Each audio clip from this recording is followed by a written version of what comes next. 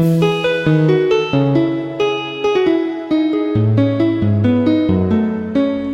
Zara Gabretz pour 243 questions.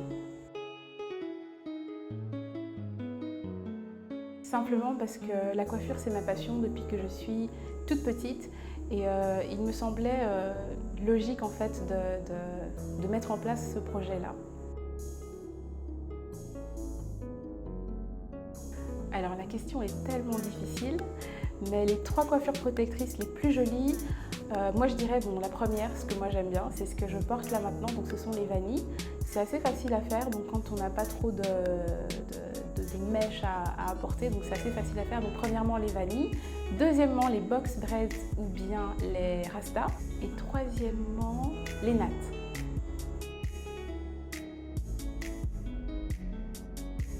Une coiffure protectrice, comme on l'entend, c'est une coiffure qui va protéger le cheveu, mais aussi le cuir chevelu. Donc c'est vraiment une coiffure qui va être réalisée de manière à respecter la nature du cheveu, mais surtout les pointes. Donc dans la coiffure protectrice, on va toujours retrouver les pointes qui sont fermées à l'aide de tresses, à l'aide de fils ou bien à l'aide de pinces. Dans la coiffure protectrice, il y a diverses coiffures qu'on peut retrouver, comme les vanilles par exemple, ce que je porte là maintenant, comme les nattes, comme les box braids, le tissage aussi est une coiffure protectrice.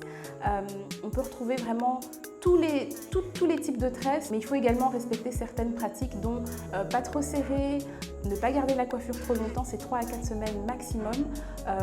Il faut également la réaliser de telle sorte à ne pas apporter trop de rajouts. C'est vraiment ça la coiffure protectrice en gros.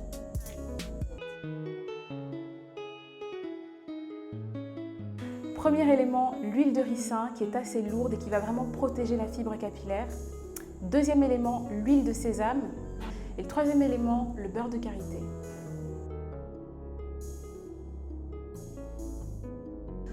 Pendant la saison des pluies, moi je conseillerais les nattes. Pourquoi? Parce que c'est une coiffure qui est assez aérée. Donc du coup, la chaleur on ne va pas avoir trop chaud. Pendant la saison des pluies, il faut surtout éviter les mèches de type synthétique, par exemple les mèches outrées, qui vont apporter beaucoup plus de chaleur, qui vont apporter beaucoup plus de démangeaison aussi au niveau du cuir chevelu.